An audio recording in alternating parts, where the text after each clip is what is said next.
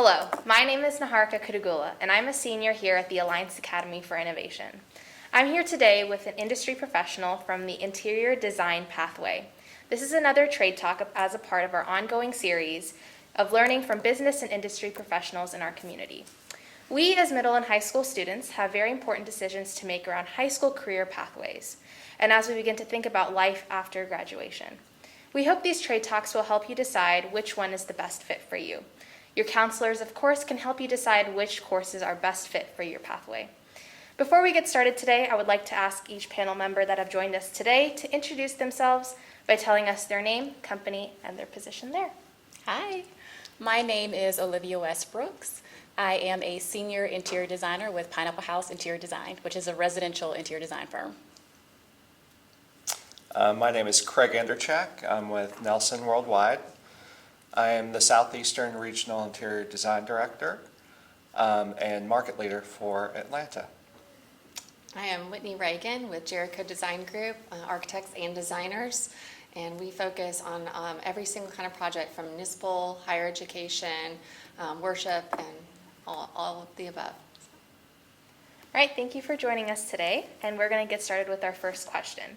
So what motivated each of you to go into your field of interior design? So for me, it started off, I was pretty young. I was one of those kids that liked to rearrange my parents' furniture or my bedroom furniture, and I always loved art. And one day when I was in high school, I came home from school and turned on the TV, and lo and behold, there was this show called the Christopher Lowell Show. It was the first home design show of its kind back in the 90s. This predated HGTV. And I was just absolutely amazed at how he was able to transform a room in 30 minutes, although we know now it takes much longer than that. But I was just blown away how he took all the things that I loved, transforming spaces and art, and put it all into one career. And so that's where my motivation was birthed. For me, I think interior design kind of found me versus I found it. I grew up south of Atlanta in Peachtree City, Fayette County.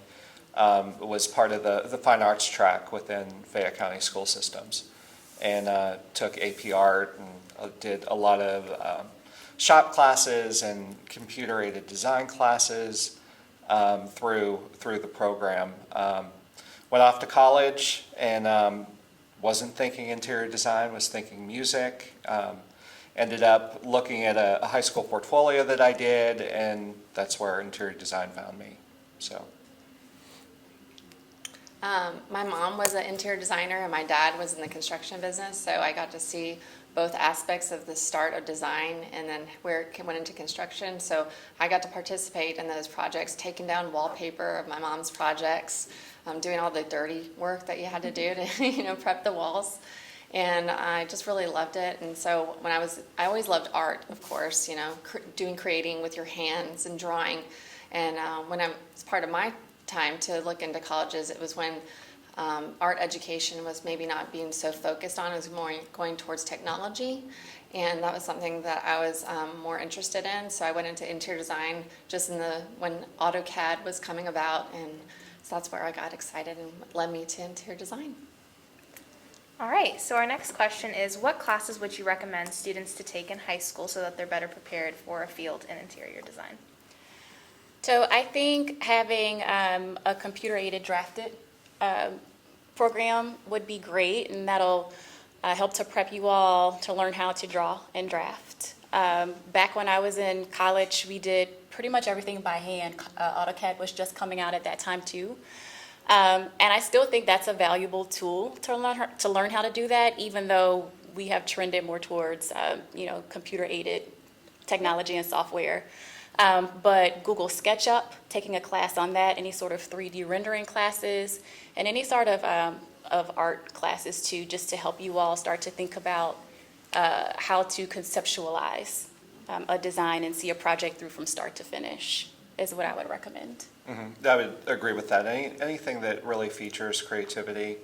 A lot of programs focusing on social skills are very important, and how to interact with people and how to understand people, how to present. Presentation skills are key to our industry. But creativity first, so art, design, graphic design, it all has home under the umbrella of interior design. Yes, I agree with all what they said, of course, but then also talking into composition. You know, we do a lot of projects where you start off with what is called a program, where you're giving a defining of spaces and how many people are in a space. So just like you outline in English how you're going to document your paper, that's the same format that we start off with when we're starting a project of what is going to be the basis and the end result to make a successful project.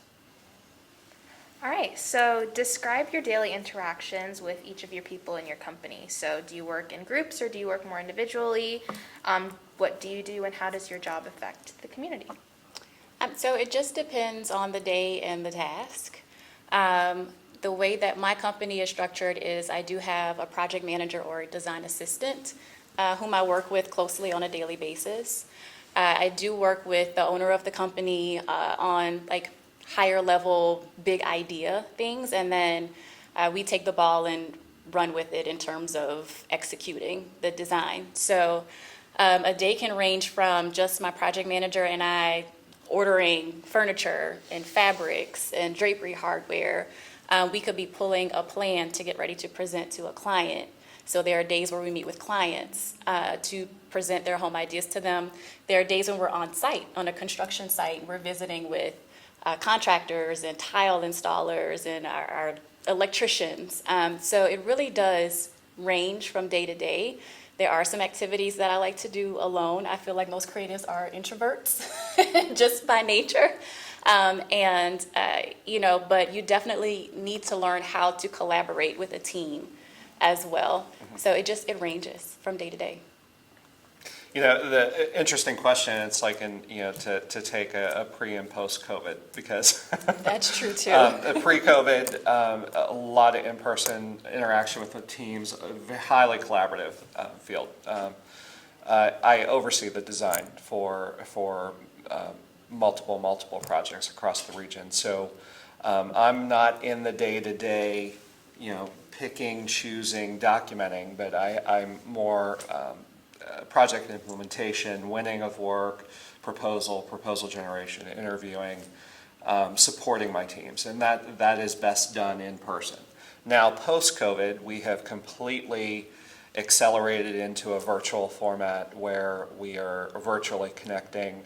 I spend my days in Zoom meetings and connecting with my teams and connecting with clients and finding new technologies to use to convey design ideas, to convey creativity in a way that we've never had to do before. So. And I have a combination of what Olivia and Craig have.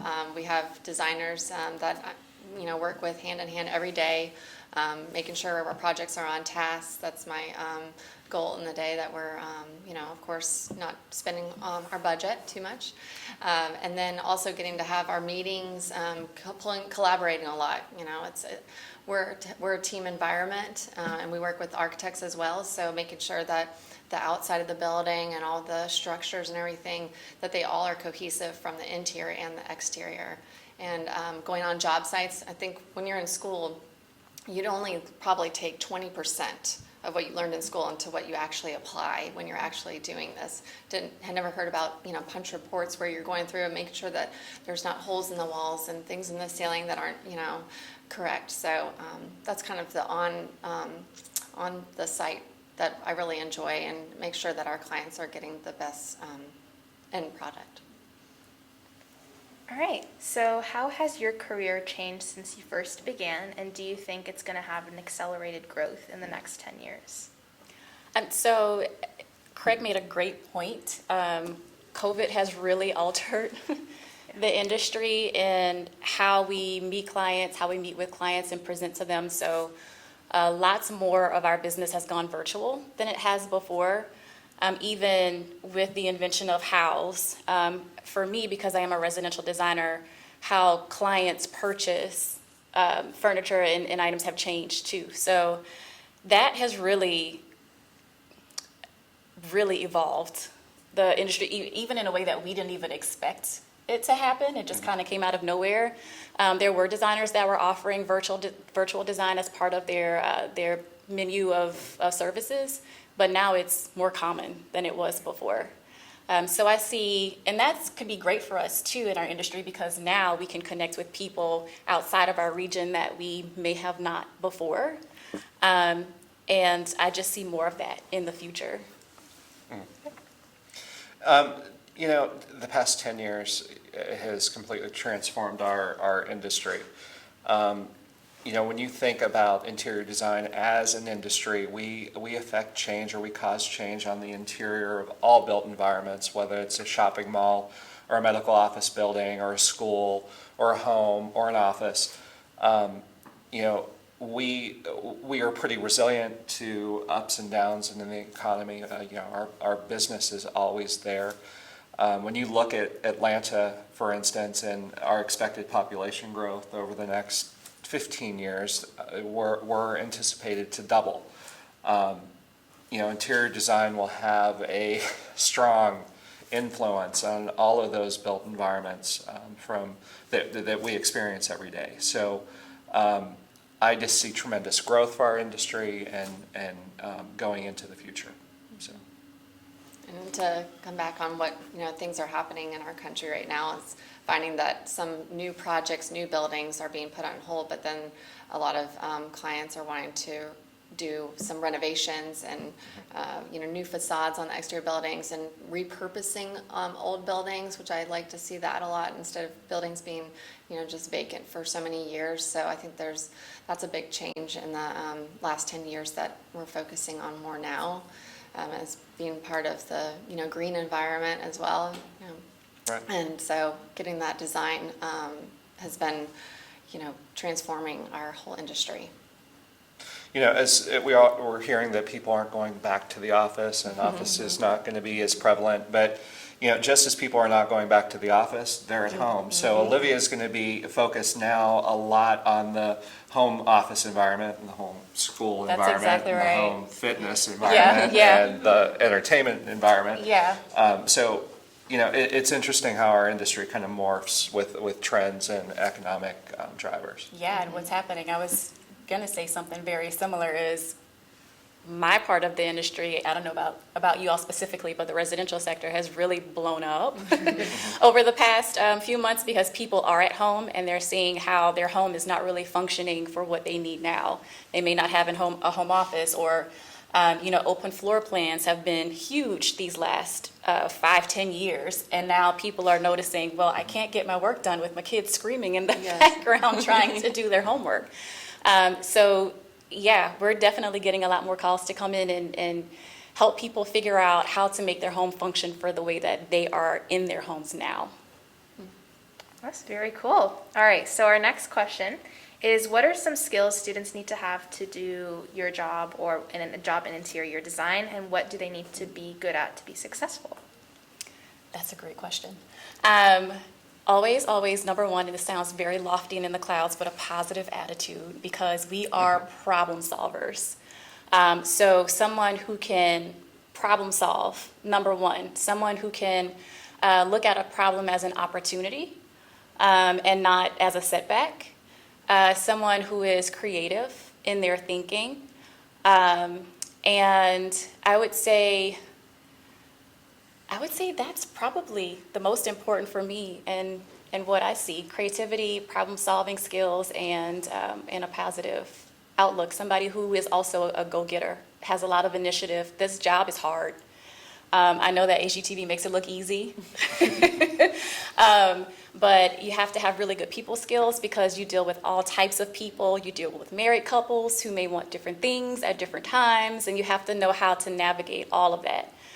So those are really important skills that I think they're important to have. Yeah.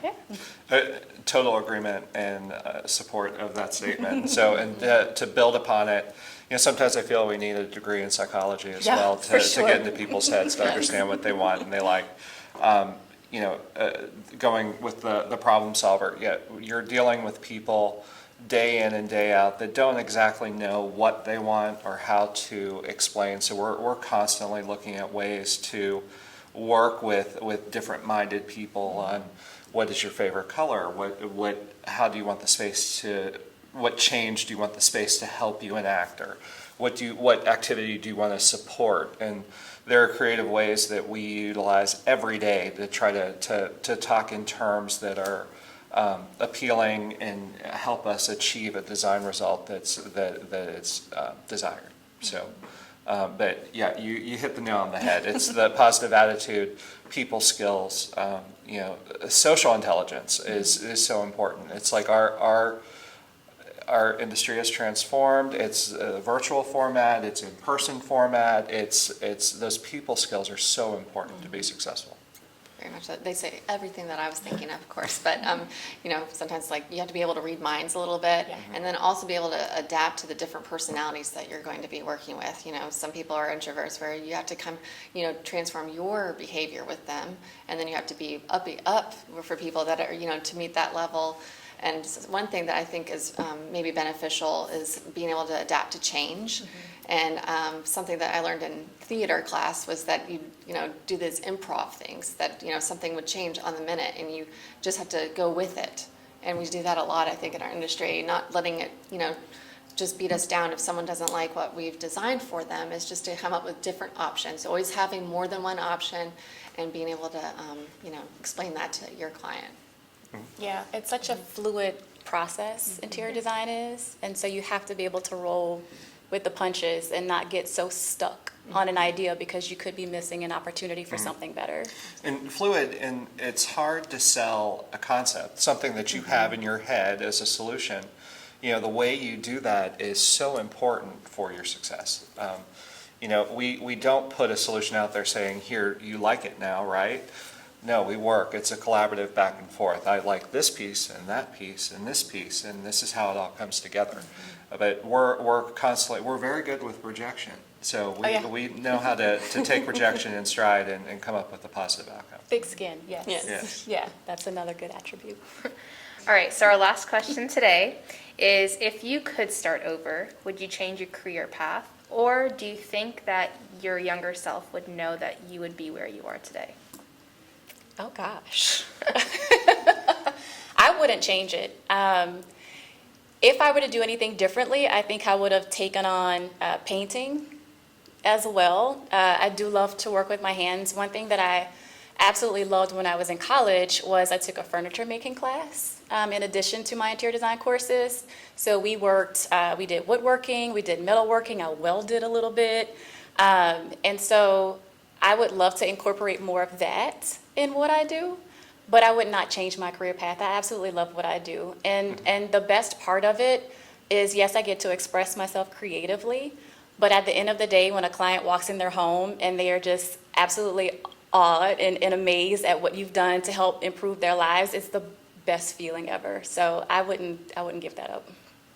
Yep, and besides home, their office, the ballpark, the mall, their church, the hospital, when they walk in, they're completely awed at what we've created for them, with them, in collaboration with them.